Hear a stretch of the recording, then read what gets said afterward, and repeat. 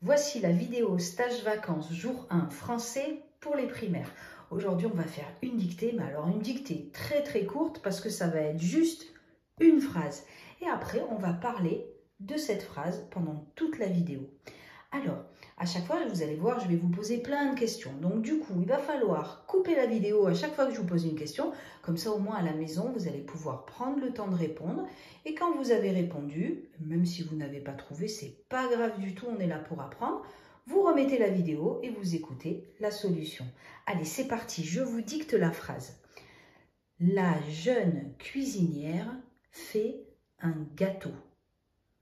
Je la répète. La jeune cuisinière fait un gâteau. Prenez le temps de l'écrire, coupez la vidéo. Et moi, maintenant, je vais l'écrire. On est parti. La jeune cuisinière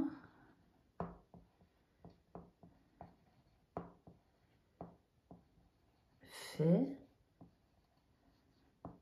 un gâteau.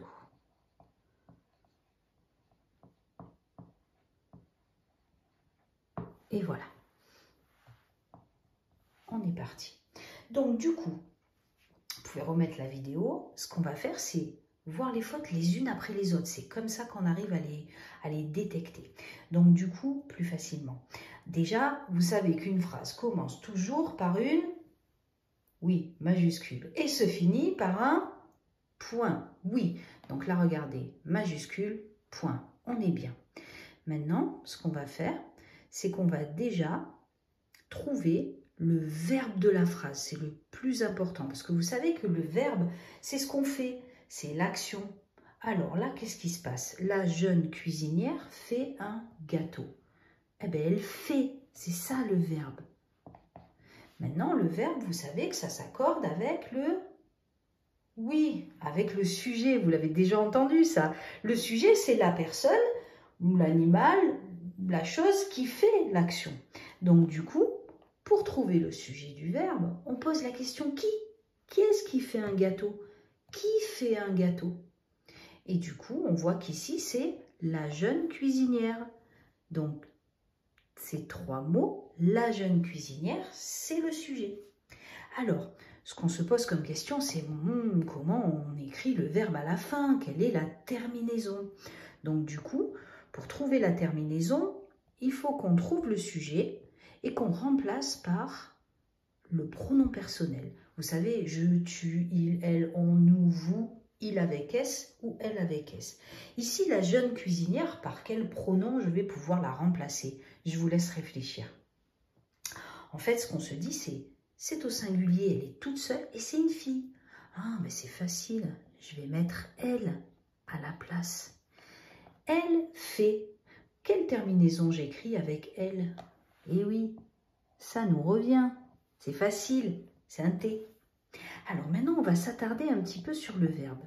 Ici, on va trouver l'infinitif du verbe. Vous savez, quand il n'est pas conjugué, c'est-à-dire quand il n'y a pas de sujet devant, quand il n'est pas dans une phrase, il est tout seul.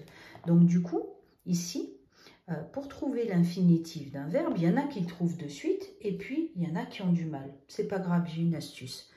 On dit il faut. Et du coup, fait, il faut faire. Et voilà comment on trouve l'infinitif.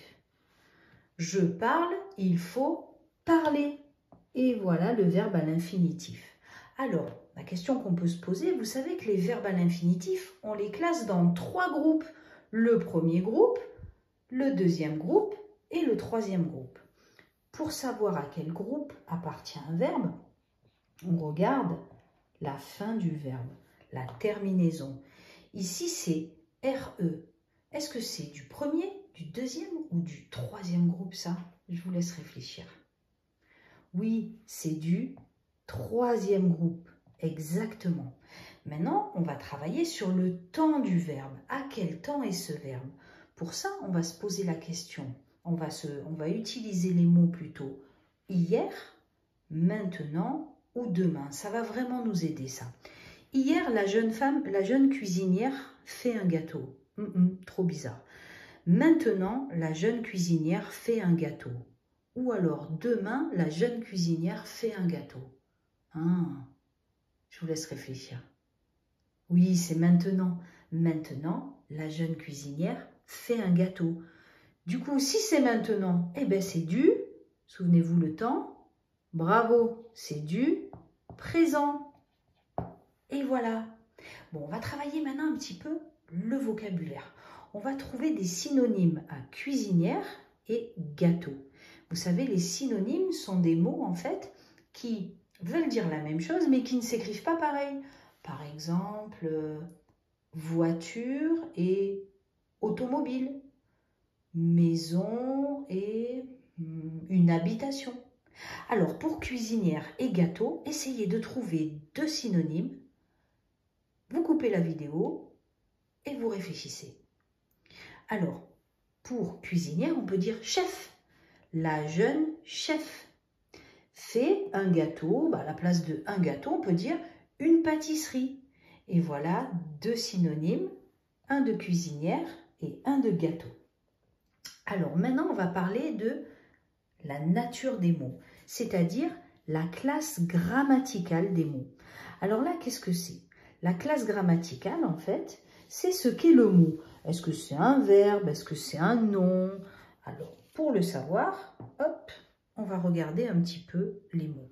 Déjà, fait, je sais que lui, facile, c'est le verbe. Je l'ai mis ici. C'est le verbe. Ici, la jeune cuisinière, nous, on va trouver la classe grammaticale de chaque mot. De la, de jeune, de cuisinière. Là, c'est un petit mot qu'on met devant les noms et les adjectifs. Un, une, des. Ça, vous savez ce que c'est ces petits mots? Je vous laisse chercher. Oui, c'est un déterminant. Très bien. Cuisinière. Alors, cuisinière, c'est son nom. Cuisinière. Je peux dire une cuisinière. Si je peux dire un ou une devant un mot, je sais que ce mot est un... Je vous laisse chercher. Oui, c'est un nom. Très bien. Jeune. Qu'est-ce qui est jeune? C'est la cuisinière. Lui, jeune, il nous donne des renseignements sur le nom. Il nous dit comment est le nom. Comment s'appellent ces mots qui nous disent comment sont les noms? On peut les mettre devant le nom ou on peut les mettre même derrière les noms. Allez, je vous laisse réfléchir. Oui, ça s'appelle un adjectif qualificatif. Allez, on y va. Un et gâteau. Alors, la classe grammaticale de un. Ça, c'est comme là, les petits mots qu'on met devant. Et oui, ce sont des déterminants. Et gâteau, allez, à vous de réfléchir. Donc, gâteau, comme je peux dire un ou une devant un gâteau et que ça veut dire quelque chose, c'est un nom. Et voilà pour les classes grammaticales. Alors, ceux qui ont l'habitude de Montessori, on fait des codages. Le verbe, on met un grand rond rouge parce qu'en fait, il roule, il fait une action. Le nom, on met un grand triangle noir.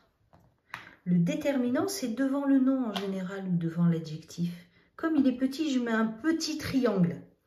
Et les adjectifs, je mets un autre triangle un petit peu plus grand. Vous avez vu que ces trois-là, en fait, et ces deux-là ont la même forme.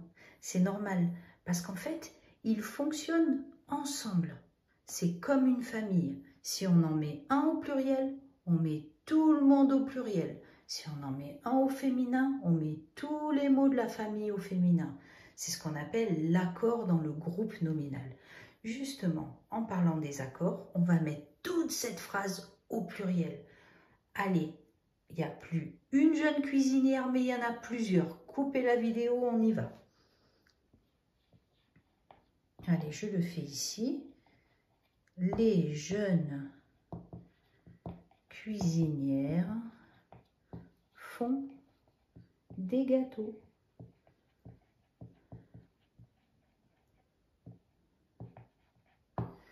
Et voilà, qu'est-ce que j'ai fait? J'ai mis un S ici, un S à cuisinière, parce que toute cette famille-là marche ensemble. Le fait, au pluriel maintenant on dit font. Un gâteau, c'est devenu des gâteaux. Et gâteau, on n'oublie pas de mettre un X parce que c'est le pluriel des noms en E, A, U.